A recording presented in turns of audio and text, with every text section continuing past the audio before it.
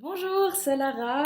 J'espère que vous allez tous et toutes bien, que vous soyez au home à Hébron ou au home des Lauriers qui nous rejoint peut-être pour ces quelques vidéos méditation ou que vous soyez chez vous à la maison.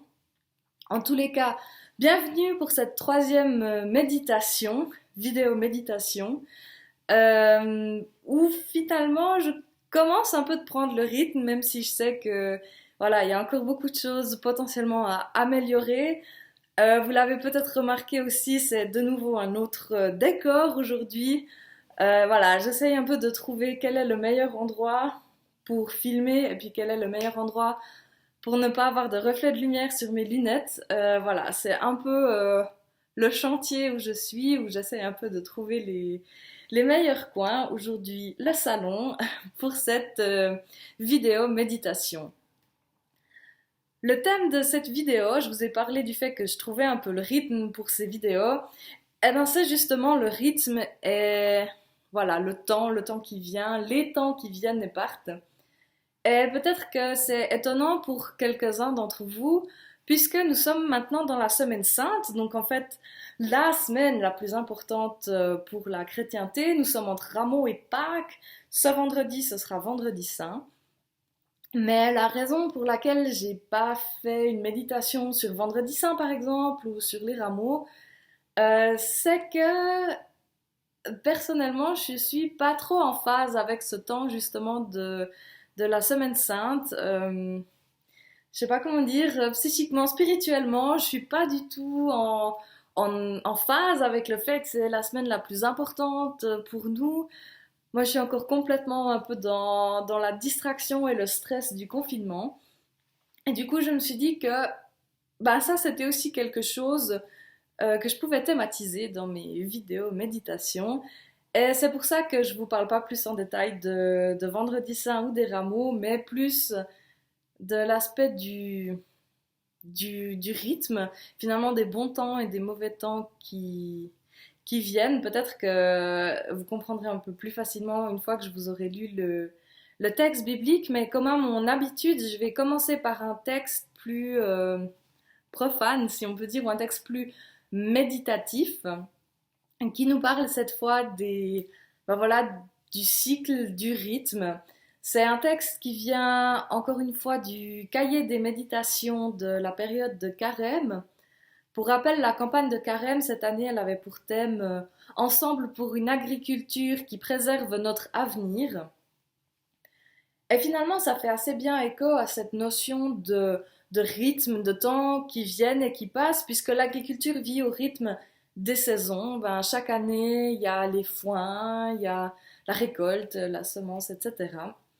Et du coup, c'est un texte qui parle peut-être un peu en premier lieu de l'agriculture, mais qui ouvre aussi l'horizon à cette notion de rythme de vie, de temps qui viennent et qui partent. Et je vous propose de l'écouter pour nous mettre dans le thème, pour rentrer dans le thème. C'est un texte qui s'appelle Protéger le rythme de la vie. Heureux celui qui reconnaît et accepte le rythme de la vie et encourage la croissance zéro par amour de la vie. Heureuse celle qui évolue confiante de pouvoir grandir et mûrir, même si ses plans sont entravés, et qui se relève dans l'espérance.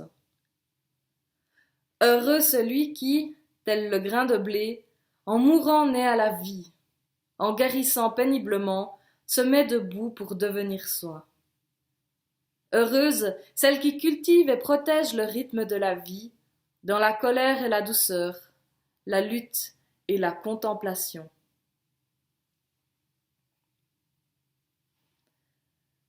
Ce dernier paragraphe du texte, c'est un paragraphe qui me parle bien parce qu'il thématise justement le rythme de la vie et le fait que dans ce rythme, on peut avoir des émotions un peu ambivalentes, la colère et la douceur par exemple. Et ça fait assez bien écho à ma situation maintenant, à notre situation maintenant dans ce confinement. Et puis, j'aime aussi bien ce qui est dit dans le deuxième paragraphe, le fait que, eh ben, quelque part, on vit un moment maintenant, avec ce confinement, mais de manière générale dans la vie, souvent, on vit des moments, des instants qu'on n'a pas choisi de vivre. Je pense qu'actuellement, on peut dire, en reprenant cette phrase du deuxième paragraphe, que nos plans ont été entravés. Nos plans de Pâques, nos plans pour le mois d'avril, peut-être même nos plans pour cet été. On vit un moment qu'on n'a pas choisi. C'est un peu comme si on était danseur sur une piste de danse ou dans une boîte de nuit. Ben, la manière dont on bouge, ça dépend aussi un peu de la musique. Et puis la musique, c'est le DJ qui choisit, qui l'a choisi. Et j'ai l'impression que là, on danse un peu sur une chanson que nous, les danseurs, on trouve pas tellement cool. Mais que voilà, le DJ a choisi, donc faut bien attendre ces 3 minutes et demie de chanson qu'elle passe. C'est une métaphore qui fonctionne jusqu'à un certain point, peut-être pas à 100%, mais qui m'a fait penser à un texte qui est assez connu, peut-être que la plupart d'entre vous le connaissent déjà, qui vient du livre de Qoélette, ou l'Ecclésiaste, c'est un livre qui a deux noms. C'est Qoélette 3, les versets 1 à 4 et 9 à 13, et je vous propose de les écouter. Il y a un moment pour tout et un temps pour chaque chose sous le ciel. Un temps pour enfanter et un temps pour mourir.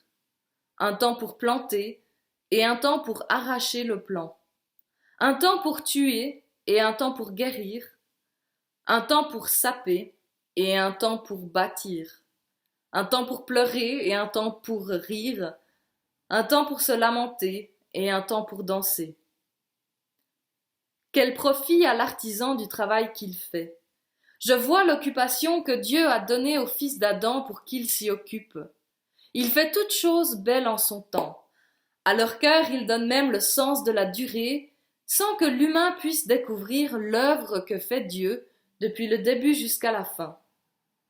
Je sais qu'il n'y a rien de bon pour lui que de se réjouir et de se donner du bon temps durant sa vie. Et puis, tout humain qui mange et boit et goûte au bonheur en tout son travail, cela, c'est un don de Dieu. Il y a un moment pour tout. C'est assez intriguant finalement comme pensée. Il y a un moment pour tout. Ce qui m'intrigue beaucoup dans cette phrase, c'est que ça sous-entend le fait que les instants que nous vivons sont du coup prévus ou ordonnés, classés, rangés. Et ça nous pose tout de suite la question, eh ben, si les instants que nous vivons sont prévus, par qui ou par quoi? Et du coup, pourquoi ce qui ou quoi prévoit-il des mauvais temps? Une question auquel le texte ne s'intéresse pas tellement et à laquelle on reviendra plus tard, parce que finalement c'est une question qui, en tant qu'humain, qui nous préoccupe beaucoup et à laquelle on n'arrive pas tellement philosophiquement ou même théologiquement à trouver une réponse satisfaisante. C'est une question qui, je dirais, accompagne le texte sans pour autant qu'elle soit au centre. Parce que ce qui est au centre de ce texte, c'est beaucoup plus les expériences que nous faisons en tant qu'humains, en tant qu'humaines sur cette terre. Et c'est peut-être pour ça, parce que ça a ce côté très, très terre-à-terre des expériences que nous faisons, que c'est un texte qui parle à beaucoup de monde. Parce que ça nous dit, ben voilà, il y a des périodes heureuses et des périodes difficiles.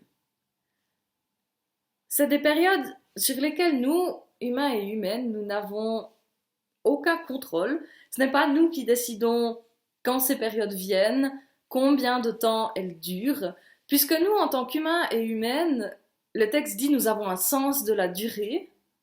Alors oui, on arrive à percevoir le temps, mais ce n'est pas nous qui le commandons. Le temps, lui, il est commandé par Dieu. Et ce qui est intéressant dans ce texte, c'est que c'est un peu une constatation que le texte fait. Ben voilà, les êtres humains ont le sens de la durée, et celui ou celle qui commande le temps, ben voilà, c'est Dieu. Et c'est tout, ben voilà, c'est un peu une conclusion que le texte a sur l'expérience humaine finalement, que Dieu existe, mais par contre, comment Dieu est, quels sont ses attributs, comment est-ce qu'il pense, tout ça, c'est un peu comme le texte pensait que finalement tout ça c'est hors de notre domaine de perception. Donc pourquoi perdre du temps à y réfléchir? Nous, la seule chose qu'on peut comprendre, qu'on peut appréhender, qu'on peut essayer de mettre un peu dans un cadre, ben c'est ce que nous rencontrons dans notre vie humaine, dans nos expériences humaines. Et Dieu, il est là, mais il est un peu en dehors de ça. C'est lui qui a créé le cadre, et du coup, dire des choses vraiment sur lui, c'est pas trop de notre domaine. Ça peut peut-être étonner venant d'un texte qui vient de la Bible, mais pour bien comprendre ça, il faut un peu mettre ce texte dans son contexte historique. Le livre de Qoéleth, il fait partie d'un courant de pensée de l'époque qui s'appelle la sagesse. Il y a d'autres livres dans la Bible qui parlent de la sagesse. Par exemple, les Proverbes sont un bon exemple de ce qu'est la sagesse. Il y a quelques psaumes aussi qui sont dans ce courant de pensée. Aussi le livre de Job, d'une certaine manière. Et l'idée de ce courant de la sagesse, ce qui le caractérise, c'est qu'il se base sur les expériences que nous faisons pendant notre vie humaine. Quand on dit le mot sagesse en français, on a tout de suite l'image d'une espèce de vieillard assis dans une forêt sur un tronc d'arbre qui dit des phrases qui riment avec un sens très profond. Et à cette époque-là, la sagesse, c'est pas du tout ça. La sagesse, être sage, c'est avoir la compétence de mener une vie réussie. C'est de pouvoir reconnaître qu'est-ce qu'il faut pour mener une vie réussie. Et en ce sens-là, un manager UBS, par exemple, ce serait quelqu'un de sage. Parce que c'est quelqu'un qui a réussi à mettre à profit ses connaissances, ses compétences, pour pouvoir mener une bonne vie. Donc, quelque part, la sagesse, c'est un peu la mise en système des expériences de vie humaine. C'est essayer peut-être simplement de mettre de l'ordre, de donner un sens à ces expériences humaines que nous vivons. Et le texte de Qoéleth ou d'Ecclésiaste que j'ai lu avant, il est complètement là-dedans. Puisque finalement, il parle de cet aspect très terre-à-terre de l'expérience, mais cette fois de l'expérience du temps. Il nous dit, ben voilà, il y a des périodes où tout va bien, il y a des périodes plus difficiles, ces temps, ils s'échangent, ils se relèvent comme ça. Nous n'avons pas d'emprise sur la venue ou la durée de ces temps, parce que ces temps sont créés, sont sous la houlette de Dieu. Et ça pourrait être une conclusion assez frustrante, quelque part, de se dire que, ben voilà, on est un peu à la merci de ces temps qui nous tombent dessus. Mais la conclusion du texte m'est vachement sympathique. Parce qu'au lieu de se tourner vers la plainte, ce qui serait aussi complètement une manière légitime de gérer cette frustration, de gérer le fait que, ben voilà, on se sent peut-être un peu comme des marionnettes finalement, le texte décide de prendre une autre voie. Puisque la sagesse se base sur les expériences qu'on fait, ben justement, comme je l'ai dit avant, on n'a pas besoin de déblatérer sur les choses qui sont hors de notre portée, de notre perception, comme qui est Dieu, pourquoi est-ce que ces temps, ils arrivent, parce que ça, on ne sait pas, et ça peut nous faire peut-être plaisir d'y réfléchir, mais on n'arrivera pas à trouver de solution parfaite, de réponse satisfaisante. Donc, si on ne peut pas vraiment se reposer là-dessus, sur quoi est-ce qu'on peut se reposer quand on est humain, humaine? Quelles sont les valeurs sûres de notre vie? Et là, Qoéleth nous dit, eh ben, voilà, dans mon expérience, ce sur quoi on peut se reposer, les valeurs sûres, ce qui nous porte, se réjouir et se donner du bon temps durant sa vie, car tout humain qui mange et boit et goûte au bonheur en tout son travail, cela, c'est un don de Dieu. Donc, puisque cela est un don de Dieu, en cette période peut-être frustrante, peut-être difficile, eh ben, mangeons, buvons, prenons du bon temps, faisons des siestes, ayons peut-être le courage de nous laisser aller, de lever un peu le pied de la pédale des gaz, essayons de trouver de la joie dans ce que nous faisons. Alors, bien sûr, c'est facile de trouver de la joie dans les apéros Skype, mais c'est peut-être moins évident d'essayer de trouver de la joie dans le fait de passer l'aspirateur, de travailler en home office, etc. Mais ce à quoi Coëlette nous encourage, c'est de dire, eh ben voilà, finalement, sur les grandes choses de la vie, pourquoi les choses nous arrivent, on a très peu de réponses. Donc, pour vivre une vie satisfaite, une vie comblée, les choses sur lesquelles on peut se reposer, c'est les choses quelque part toutes bêtes, hein, manger, boire, essayer de trouver quelque chose de motivant dans son travail. Mais ce sont ces choses-là qui vont nous porter. Donc c'est une attitude qui nous encourage à trouver la joie dans les petits gestes, les petites choses de la vie. Et tout cela sans mauvaise conscience, manger, boire, se donner du bon temps, puisque ce sont ça les valeurs sûres de la vie, ce sur quoi on peut vraiment s'appuyer. Alors profitons-en. Bon, profitons-en peut-être d'autant plus que dans quelques jours c'est vendredi saint. Et là c'est l'arrivée d'un autre temps, c'est l'arrivée d'un temps d'introspection où on se regarde en face, où on se demande et toi, qu'aurais-tu fait à ce moment-là? Un temps un peu plus difficile à passer avec soi peut-être, mais prenons courage parce que c'est un temps qui dure 2 jours et après il y a de nouveau Pâques, comme chaque année. Et quelque part, je trouve que ce texte de Coëlette, il fait un peu écho à la joie de Pâques. Se réjouir, essayer de trouver la joie dans ce qui nous entoure.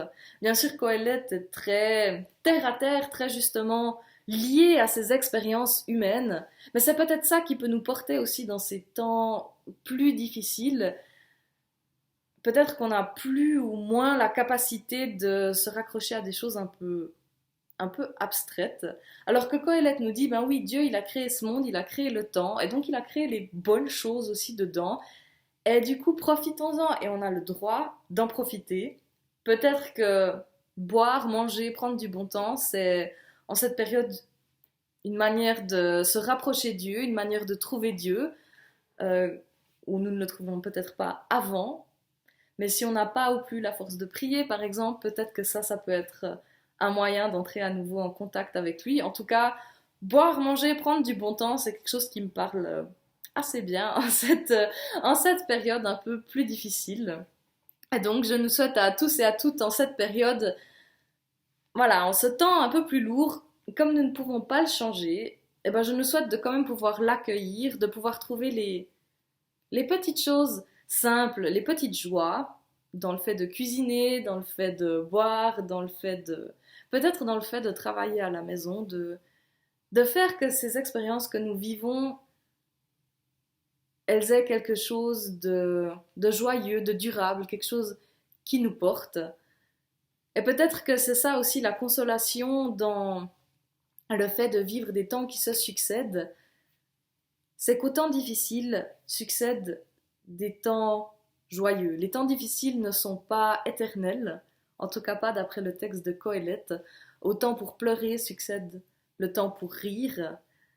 Et peut-être que c'est ça aussi qui peut nous donner courage, que cette période, même si elle est difficile, même si elle nous atteint peut-être dans, voilà, dans nos valeurs, dans notre personnalité, dans notre humeur, c'est un temps qui n'est pas éternel, c'est un temps qui ne dure pas. En ce temps, à ce temps de confinement, d'isolation, suivra un temps de fête. En tout cas, c'est mon espoir, c'est là où je mets ma confiance. Amen. Voilà, comme j'ai déjà beaucoup parlé, je me suis dit que pour la prière de cette méditation, ce serait pas moi qui la prononcerai, mais qu'en guise de prière, je vous propose plutôt un moment de silence où, voilà, soit vous pouvez penser à ce que ça vous fait de vivre ces temps sur lesquels nous n'avons pas d'influence. Peut-être que vous pensez à ce qui est difficile ou ce qui vous réjouit au contraire. Ou voilà, peut-être simplement être en silence devant Dieu. En tous les cas, je vous propose quelques instants de silence que nous terminerons par le Notre Père.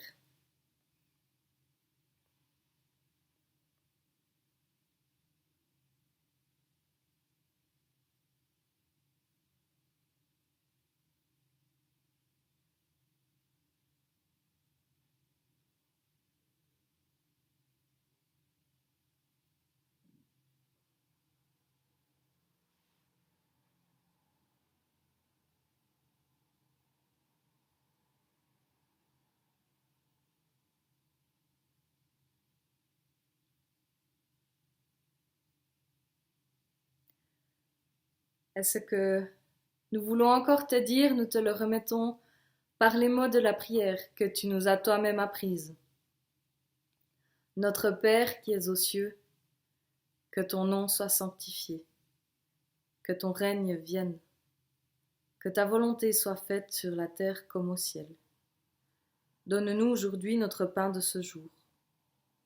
Pardonne-nous nos offenses, comme nous pardonnons aussi à celles et ceux qui nous ont offensés.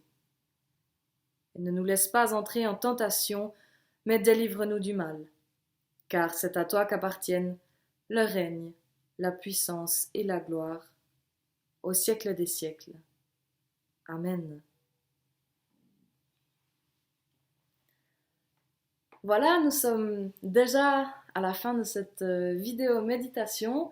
J'espère que soit que ça vous ait aidé, soit que ça vous ait fait réfléchir. En tous les cas, ça m'apporte beaucoup de faire ces vidéos. J'ai l'impression que ça nous aide à nous retrouver, si ce n'est que par l'esprit. Mais en tout cas, c'est une plateforme où voilà, je pense beaucoup à vous, je suis beaucoup avec vous et je vous envoie tout mon courage, toutes mes pensées pour ces prochains jours. Prenez soin de vous, soyez prudents et prudentes. Que Dieu le Père créateur, que Dieu le Fils sauveur, et que l'Esprit Saint, notre soutien, nous bénisse et nous garde, dès maintenant et pour toujours. Amen.